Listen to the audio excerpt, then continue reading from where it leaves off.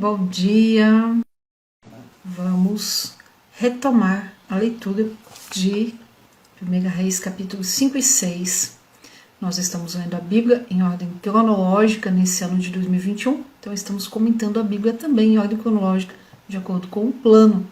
Lemos e comentamos Provérbios do capítulo 1 até o capítulo 24 até ontem. Agora interrompemos para voltar a Reis e 2 Crônicas e alguns salmos.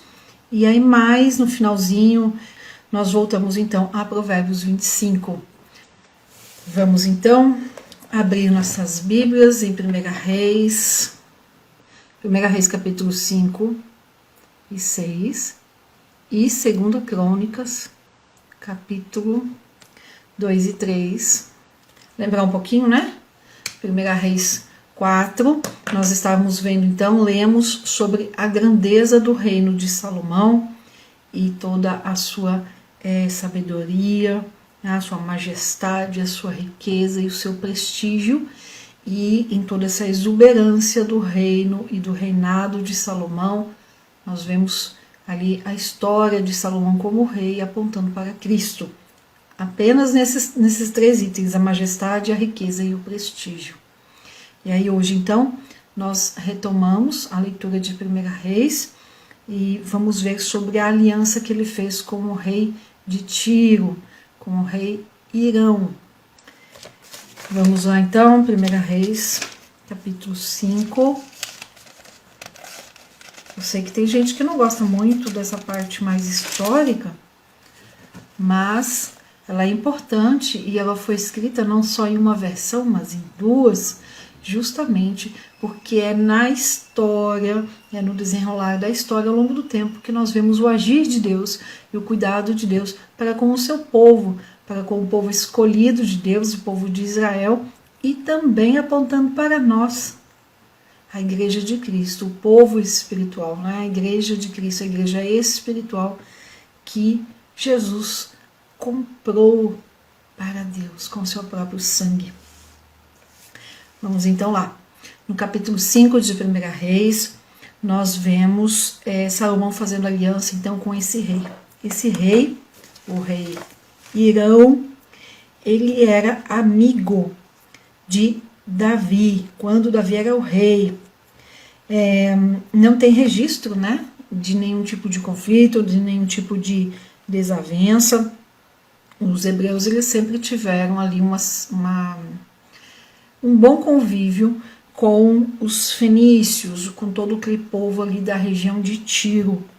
E agora, então, eles vão compartilhar da bênção que é construir o templo de Salomão. Nós vamos ver que Irão fica muito feliz quando recebe notícias de Salomão. Ele fica sabendo que Davi morre, que Davi havia morrido, e quando ele fica sabendo então de Salomão, ele fica muito feliz. Eu não vou me prender tanto a Reis hoje, tá? Vamos mais rapidinho ao capítulo 5, porque eu quero chegar no capítulo 6, que tem mais coisas para nós lermos e entendermos. Então, capítulo 5, versículo 1. Irão, rei de Tiro, enviou seus servos a Salomão, quando soube que o tinha ungido por rei em seu lugar, porquanto Irão sempre havia amado Davi. E Salomão então mandou dizer a Irão: bem sabes tu que Davi, meu pai, não pôde edificar casa no nome do Senhor seu Deus por motivo das guerras com que o cercaram seus inimigos, até que o Senhor os pôs debaixo da planta dos seus pés. Mas agora me tem dado descanso o Senhor meu Deus por todos os lados, de maneira que não há adversário, nem mau encontro algum. E eis que me proponho edificar uma casa no nome do Senhor meu Deus, conforme tinha ordenado o Senhor Davi, meu pai, dizendo: teu filho, que eu porei em seu lugar, sobre o teu trono, ele edificará uma casa ao meu nome. Agora, pois manda que me cortem cedros no Líbano. Então Salomão manda notícias para Irão e pede ajuda na questão da madeira que ele precisava ali para construir o templo. E aí Irão ouviu então essas palavras de Salomão e ficou muito feliz. A Bíblia fala aqui que ele se regozijou e disse: bendito seja o Senhor no dia de hoje, o qual deu a Davi um filho sábio por rei sobre este povo tão grande. Enviou, pois, Irão a dizer a Salomão: ouvi o que enviaste a me dizer, toda a tua vontade eu farei, acerca das madeiras de cedro e madeiras de cipreste. E aí, assim, né, uma pergunta que me veio aqui agora. Irão, quando ficou sabendo que Salomão era o novo rei, e que era o filho de Davi, conforme a promessa de Deus, olha o que a Bíblia fala. Ele se regozijou de tal forma que ele disse: bendito seja o Senhor. E a pergunta que me veio foi: o que as pessoas falam quando recebem notícia da gente? Será que elas não dizem que bom que a Janaína está bem? Ou ainda está viva aquela coisa? O que será que as pessoas falam a nosso respeito? O que nós estamos passando para o mundo? Salomão então escreve essa carta e manda para Irão dizendo: olha, eu estou aqui, eu sou o novo rei, meu pai morreu e eu tenho como objetivo construir o templo de Salomão. E esse foi o grande objetivo de vida de Salomão. Seu reinado foi em torno disso. Ele ficou ali a primeira parte do seu reinado envolvido na construção do templo, da casa de Deus, da sua casa depois. E a segunda parte do seu reinado, então, nós vamos ver ali, conhecer uma decadência espiritual da parte do rei, porque ele se envolve com muitas mulheres. Mas essa primeira parte do reinado de Salomão são voltados, né? Essa primeira parte é voltada toda para a construção do templo. E aí eu quero perguntar o seguinte, né? Vocês têm ideia de quanto tempo que já passou aqui da morte de Davi até esse capítulo 5, esse capítulo 6? Dá para ter uma ideia? Somente de ler o texto? Respondem aí pra gente, vamos ver. Mais ou menos, né? A gente sabe que nesse tempo aqui é o mais ou menos, mas aí mais ou menos 4 anos.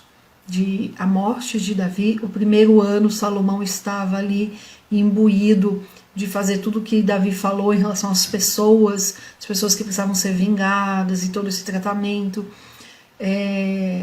Entre o segundo e o terceiro ano aí aconteceu então o início, né, daquela vida de sabedoria de Salomão, que ele pediu, a oração foi respondida, teve aquela história com as 2 mães, possivelmente o casamento de Salomão, que a gente viu lá, Cantares de Salomão.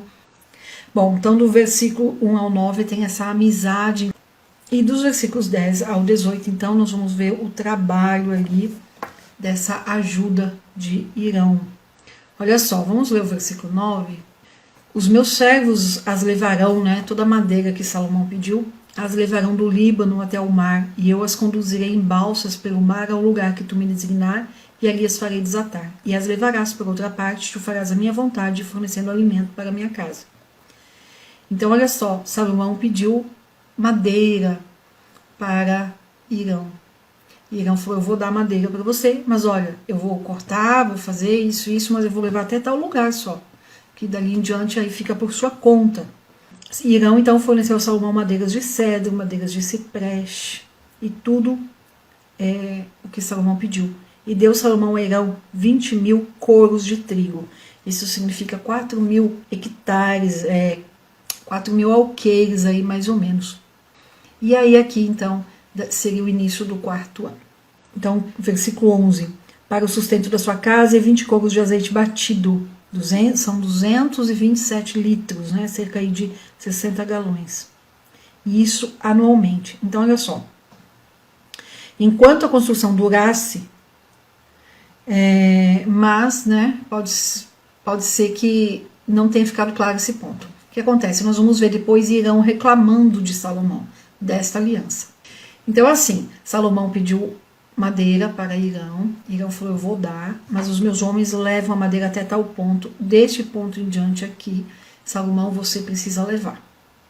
Enquanto que eu estiver, né, trabalhando para você e dando essa madeira, porque não era uma vez, gente. Não era madeira de uma vez, foi por todo o tempo da construção do templo.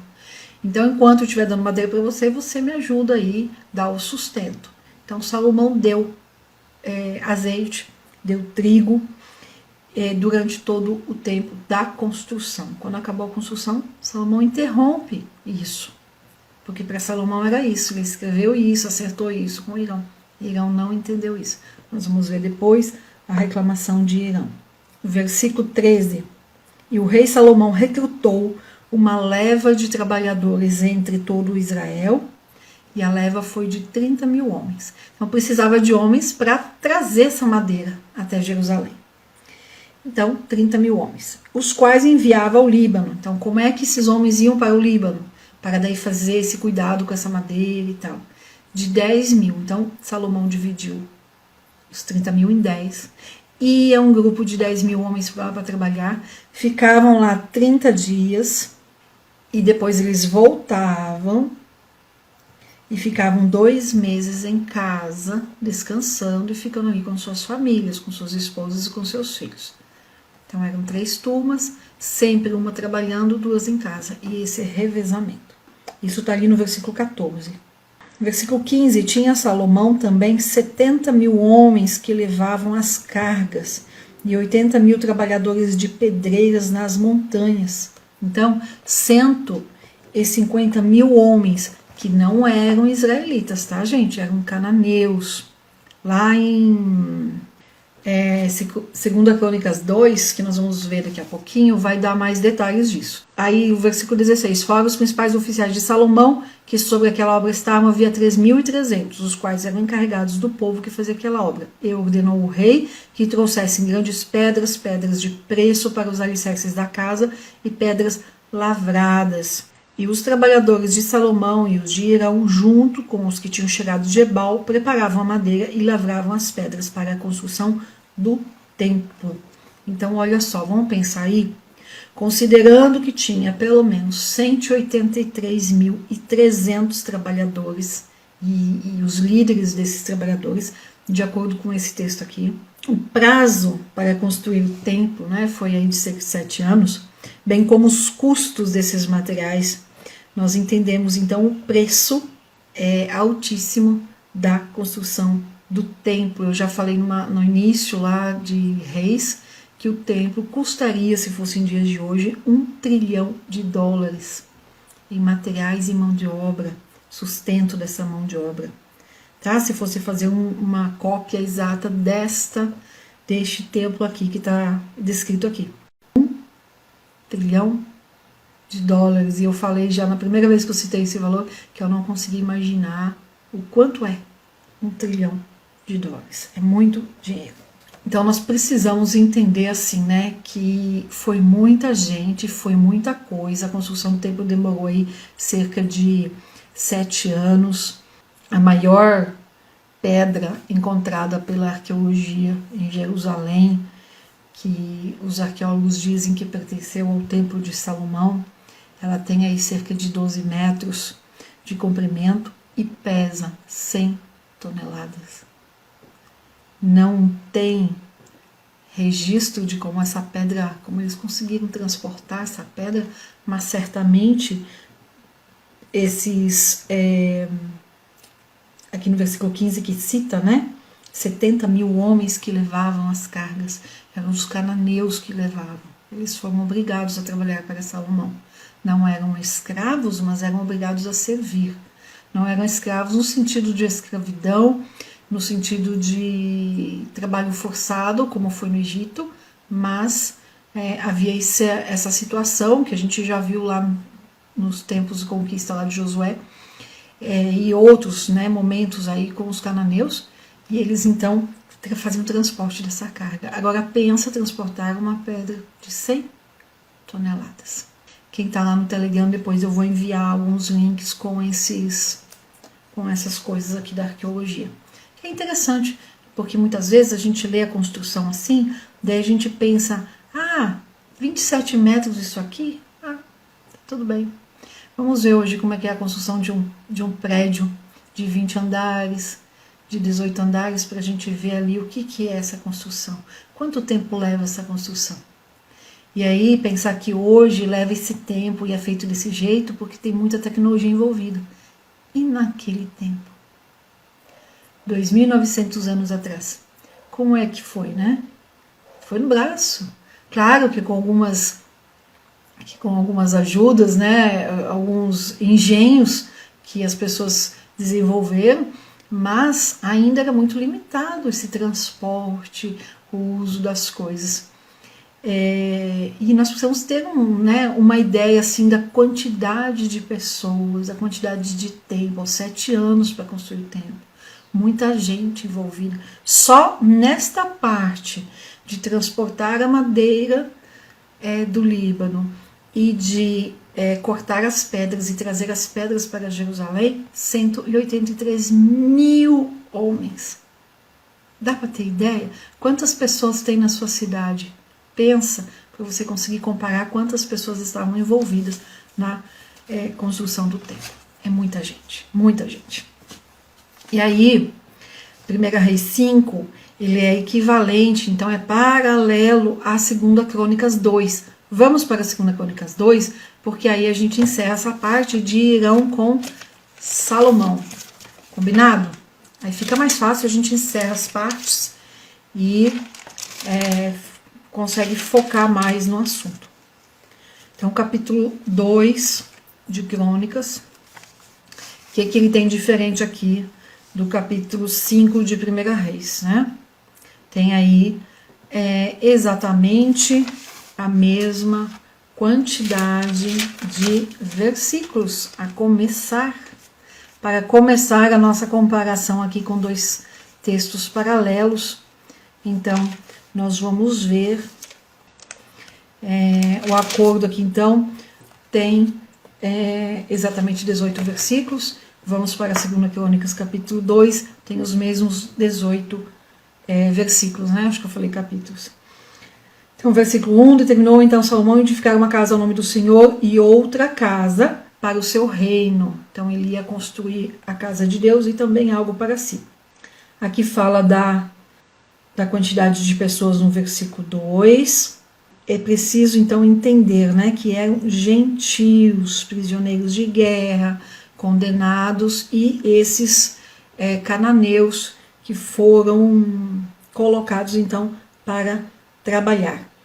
Davi, quando venceu essas guerras com esses povos, ele poderia muito bem ter matado esses homens, porque era o normal ali, né, matar todo mundo de um lugar quando perdesse a guerra. Mas Davi não fez isso. Davi capturou e levou todos para Jerusalém, ali para Israel, teve essa misericórdia e deixou então para que o seu filho usasse para a construção do templo.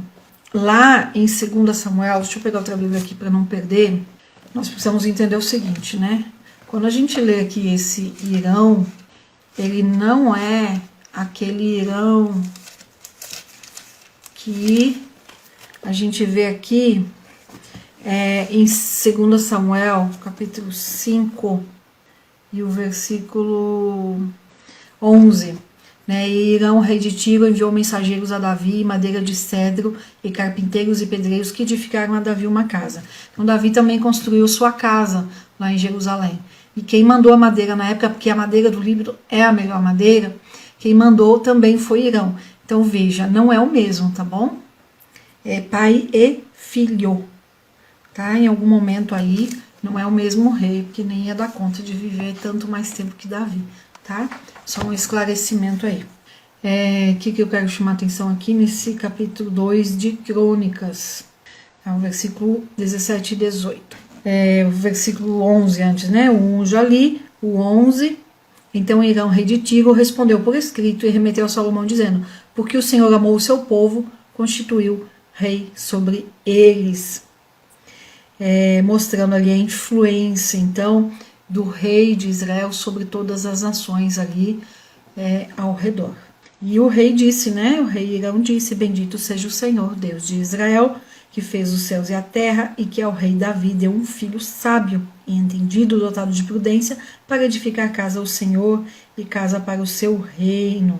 Olha aqui quando a gente tem a prova. Janaína, como é que você tem a prova que o rei Hirão aqui, que fez aliança com Salomão, não é o mesmo rei Hirão de 2 Samuel 5 e 11, que ajudou Davi? Aqui no versículo 13. Eu, pois, envio-te um homem hábil e entendido, que foi de Hirão, meu pai. Tá? Então, os 2 reis, pai e filho, tinham o mesmo nome. Filho de uma mulher das filhas de Dan, O seu pai foi homem de Tiro, o qual sabe trabalhar em ouro, e prata, e bronze, e ferro, em pedra, em madeira, em púrpura, em azul, em linho e em carmesim. Deste modo, para esculpir toda figura e para toda a sorte de projetos que se propuser, e estar com os teus homens peritos e com os peritos do meu senhor Davi, seu pai. E aí eles fazem aqui, então, esse acordo, os versículos 17 e 18, Salomão faz a contagem dos estrangeiros, e encontrou ali, então, 153.600. Lá em 1 Reis 5, nós lemos 183 mil. Então, precisamos entender. Aqui, Salomão fala dos 153 mil estrangeiros. Então, quando a gente compara com 1 Reis 5, a diferença de 30 mil é porque os 30 mil lá eram de Israel, era um povo judeu. Só para a gente ajustar isso. Qual que é a diferença, então, de 1 Reis 5 e 2 Crônicas 2? Já que os dois capítulos eles são paralelos e contam a mesma história. A diferença está nos detalhes e informações que lá em Reis não tem. Então, desde esse entendimento de que o rei Irão, do tempo de Salomão, é filho do rei Irão, do tempo de Davi, que de pai para filho, a amizade, o bom relacionamento continuou. Então, a necessidade que nós temos de preservar os bons relacionamentos das famílias, de ter esse cuidado, de ser cordial. Nós não precisamos conviver todo o tempo para manter um bom relacionamento. Veja, Salomão e Irão, reis de lugares distantes, não era perto, mas mantiveram um bom relacionamento. E Salomão sempre ali preservando, buscando atender nos mínimos detalhes o que o pai havia passado para ele. Então, nós vemos bastante isso aqui nesses dois textos paralelos, né? 1 Reis 5 e 2 Crônicas 2. Amém? Gente, eu sei que assim, detalhes, tem gente que não gosta de história, de nada disso, mas a gente vai vendo, como eu disse, a construção da nação e o agir e o desenrolar da história do povo debaixo das mãos de Deus. Nós vamos vendo o agir de Deus ao longo da história do povo de Israel, o povo escolhido por Deus. E vamos então para 1 Reis 6, e nós vamos andar juntos aí, 1 Reis 6 e 2 Crônicas 3, tá bom? Porque são textos paralelos, por isso que nosso plano de leitura em ordem cronológica são lidos juntos, por conta que são textos paralelos. Agora, olha só, vamos entender aqui em 1 Reis 6, nós temos algo importante para entender em relação à escrita dessa história.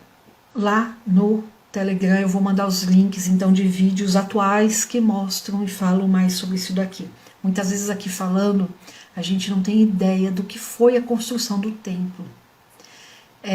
Mas quando a gente vê a imagem, né, do que tem lá hoje, e uma planta que um engenheiro, um arquiteto foi lá e desenhou dessa planta que Davi passou para Salomão, a gente fica assim, porque é algo grandioso, não é uma casa pequena, não é uma mansão como a gente conhece hoje, né, nas nossas cidades, não, é realmente uma coisa gigantesca.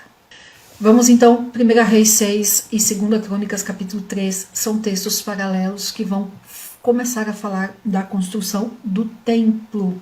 1 Reis capítulo 6, versículo 1, nós já temos ali algo que os críticos da Bíblia apontam como um problema. Ao se transcorrerem 480 anos desde que os israelitas saíram do Egito, no 4º ano do reinado de Salomão, então no 4º ano, Salomão começa a construção do templo, está escrito aqui.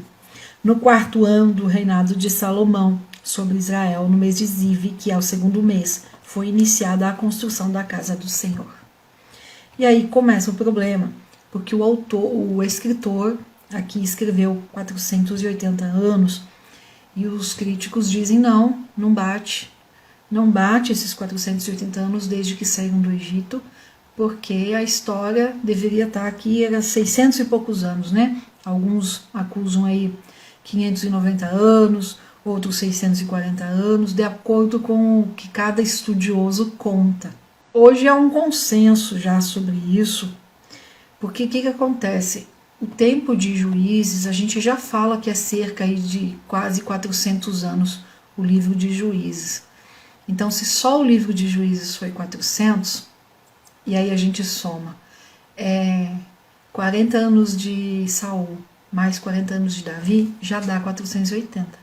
Só que da saída do Egito até o tempo de Juízes, nós temos os 40 anos no deserto, depois mais o tempo de Josué conquistando a Terra Prometida, que foi ali entre 8 e 12 anos, mais o tempo de Josué já em Canaã, com tudo no lugar descansando, que foi mais uns 20, 25 anos. Então acaba ultrapassando muito os 480 anos. Por isso que há esse debate. No meu entendimento, né, no entendimento até aqui desse comentário que eu vou ler, os 480 anos está certo, no sentido de mostrar que Deus não somente perdoa o pecado, mas esquece o pecado. Então, o tempo de escravidão de Israel, o tempo que eles ficaram ali em Juízes, sendo escravos dos filisteus, sofrendo ali na mão dos cananeus, né? Esse tempo de Juízes que nós lemos que cada um fazia aquilo que achava certo, Deus perdoou, e a parte que a Bíblia deixa claro que Israel viveu sendo escravo dos filisteus não foi contada nesses 480 anos. Deus nos mostra, né, que os dias passados na escravidão do mundo são perdidos quando a gente se volta para Jesus. O tempo que a gente viveu em escravidão não é contado na nossa história. Quando nós decidimos servir a Deus, nós somos como bebês. E lá em Hebreus, e o apóstolo Paulo também fala isso, somos como bebês. Começamos uma vida do zero. A contagem da nossa vida, ela é real e passa a valer no momento em que nós decidimos servir a Deus. E é exatamente o que a gente vê aqui na história do povo judeu. Em outro momento eu posso até entrar um pouquinho mais nisso daqui, mas não tem como eu não pensar e fazer essa analogia para a nossa vida espiritual e entender esse perdão de Deus. Muitos estudiosos perdendo tempo discutindo e brigando por causa dessa contagem aqui. Mas eles ficam fazendo isso porque eles não entendem o perdão de Deus. Não é uma contagem errada. Mas olha, ao se transcorrerem 480 anos desde que os israelitas saíram do Egito, Deus está contando o tempo do povo com Deus. E aí acontece então a construção, né, foi iniciada a construção da casa do Senhor. O que pode, parecer ser um erro cronológico no texto sagrado é designado como uma mensagem de consolo e advertência. Claro que não inclui todo o tempo que passou, o tempo normal, a cronologia como nós conhecemos, né? Não estão incluídos os 40 anos do deserto, como eu disse, não estão incluídos todo o período de tempo ali de Juízes, só uma parte. Quando Abimeleque lá ficou fazendo confusão lá em Juízes também não está contado. Então tem os períodos onde a Bíblia fala claramente o povo ficou escravo, não foi contado nesses 480 anos. Então lá em Juízes tem um período que eles foram escravos dos filisteus por 11 anos, agora eu não lembro o capítulo, não foi contado. Então tem várias situações aqui que não foi contado. Se a gente contar a linha do tempo cronológica, como nós estamos acostumados a pegar o calendário, então o total de tempo da saída do Egito até o 4º ano do reinado de Salomão vai dar 645 anos, mais ou menos. Quantos anos que dá? 165 anos que o povo não viveu do jeito que era para ser, e Deus desconsiderou da contagem do tempo. Que maravilha, que bênção. Não é, gente, entender isso, que quando a gente começa uma caminhada com Deus, Deus era a nossa história. perdoa, nos coloca numa posição nova, numa situação nova e numa nova história. E espiritualmente começamos de novo como bebês. Só isso já é motivo para a gente dar glórias a Deus. E muitas vezes nós, nas nossas limitações humanas, ficamos arrastando o passado atrás de nós. Nós precisamos entender que quando nós decidimos servir a Deus, o passado que nos escravizou, que nos acorrentou, que nos fez mal, ele fica no passado. E nós não temos que revivê-lo, porque Deus já deixou lá no passado. É lindo demais. Vamos lá. A casa que Salomão edificou o Senhor tinha 60 côvados de comprimento, versículo 2, atribuindo então 46 centímetros para cada côvado. Isso significa que tinha 27,6 metros de comprimento e 9,20 metros de largura e 14 metros de altura. E aí nesse capítulo 6, então, nós vamos ter diversos ali detalhes da construção do templo, tá? Medidas, tamanhos. Vamos ler o versículo 7 para a gente ver a perfeição do templo. Então assim, capítulo 6, do 1 ao 10, a construção do templo. Do 11 ao 14, Deus fala com Salomão. Do 15 ao 28, do 15 ao 38, detalhes ali da construção. Eu já falei do versículo 1 que eu queria falar. Vamos ler aqui do 11 ao 14. Então, o autor aqui, o escritor de Reis, ele está contando aqui da construção do templo. Ele interrompe para falar da palavra de Deus com Salomão. Ele interrompe os detalhes do templo para contar algo que era muito importante. Deus falando com Salomão. Versículo 11. E veio então a palavra do Senhor a Salomão dizendo: esta casa que tu edificas, se andares em meus estatutos e fizeres os meus juízos e guardares todos os meus mandamentos, andando neles, eu cumprirei para contigo a minha palavra que falei a Davi teu pai. A gente já sabe a palavra, né? Está lá em 2 Samuel 7. E no meio dos filhos de Israel habitarei e não desampararei o meu povo de Israel. Assim Salomão edificou aquela casa e a acabou. Versículo 15. E as paredes da casa por dentro cobriu com tábuas de cedro, cobriu com madeira por dentro, desde o assoalho da casa até as paredes do teto, também o assoalho cobriu com madeira de cipreste. E aí nós temos então toda a descrição dos detalhes ali dessa construção. Versículo 21. E dessa maneira Salomão revestiu de ouro puro a casa por dentro e fechou a entrada do oráculo. O ouro aqui tipificando, né, apontando para a deidade de Deus. Essa deidade, aquele que ocupa a sua casa, era o próprio Deus.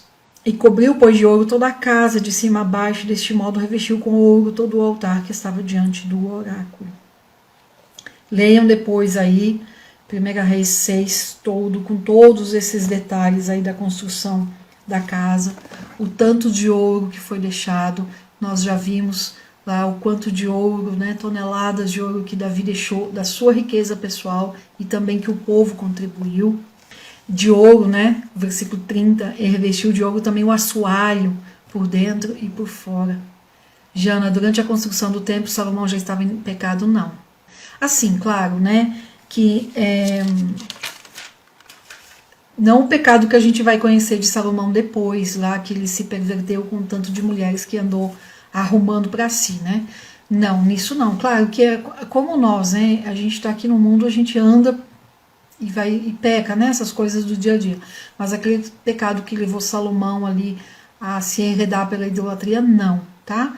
Ele construiu o templo aqui na primeira parte do seu reinado. Primeira parte, quando a gente fala primeira parte, a gente está se referindo aos primeiros 20 anos. Então, ele começou a construção do templo no ano 4 do seu reinado, que a gente acabou de ler ali no versículo de Crônicas 2, né? De Crônicas 3, nós vamos ler, na verdade. Aqui nós lemos no versículo 1, 1 Reis 6 e 1, nós vemos que é no 4º ano. Então, ele começou a construção no 4º ano, levou 7 anos para construir o templo. Então, 4 mais 7, 11. Tá? Os primeiros anos depois da construção do templo, ele se manteve ainda.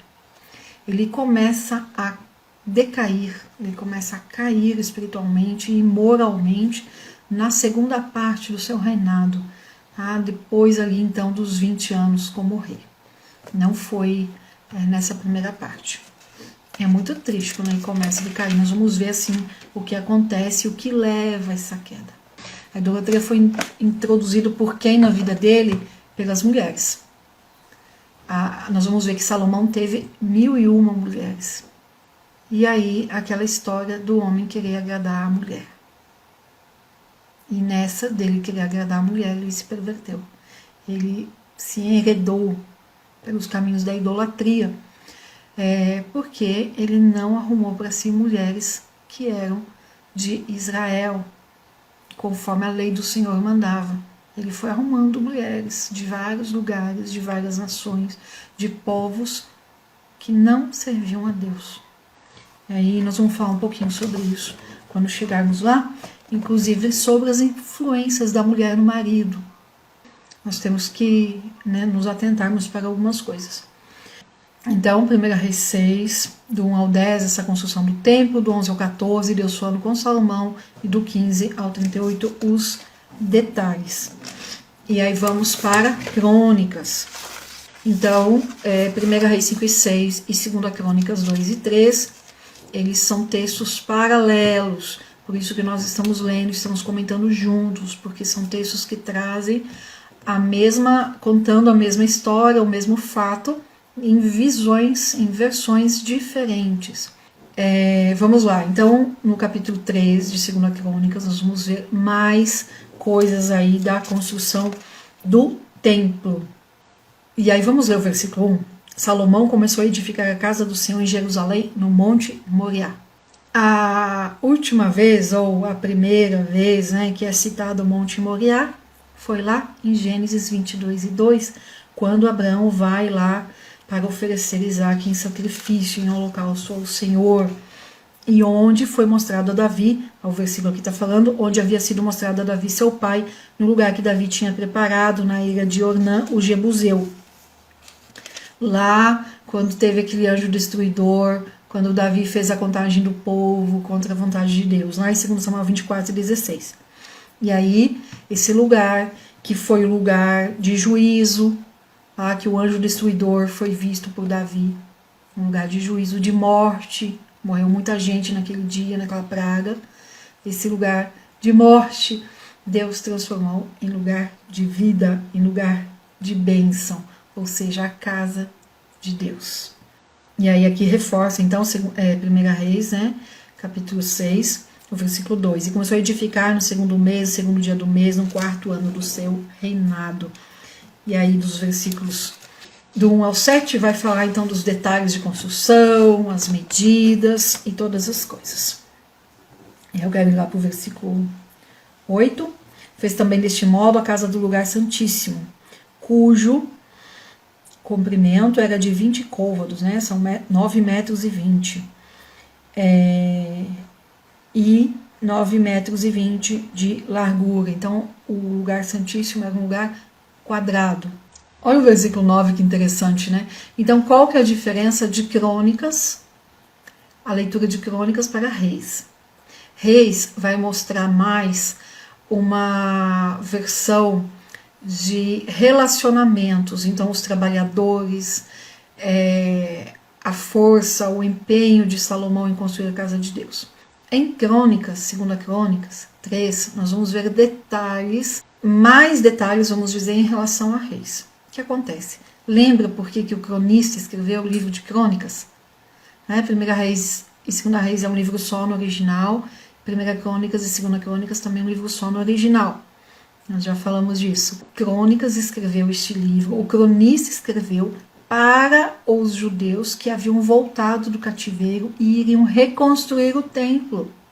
Então o cronista deu muitos detalhes para o povo se ater nos detalhes e falar, nós temos que fazer do mesmo jeito. Essa era a intenção do cronista. Então olha só o versículo 9, E o peso dos pregos era de 50 ciclos de ouro. 10 mil dólares se fosse hoje. E cobriu também de ouro as câmaras. E dentro do lugar santíssimo fez 2 querubins de obra esculpida, os quais cobriram de ouro. as 2 colunas ali no versículo 15, e aí os nomes que foram dados e todos os detalhes aqui, que eu não vou entrar nele. Então, no 8 ao 14, o lugar santíssimo, do 15 ao 17, mostrando ali, então, a parte frontal do templo. Lá no Telegram vou mandar, então, os vídeos mostrando um pouco mais essa construção. Muitas vezes a gente acha que foi uma casa, ou que foi um prédio, que foi algo simples. A gente não tem ideia do tamanho. Como eu disse no início do vídeo, uma das pedras encontradas pela arqueologia lá em Israel recentemente, uma das pedras, que mede aí 12 metros, pesa 100 toneladas.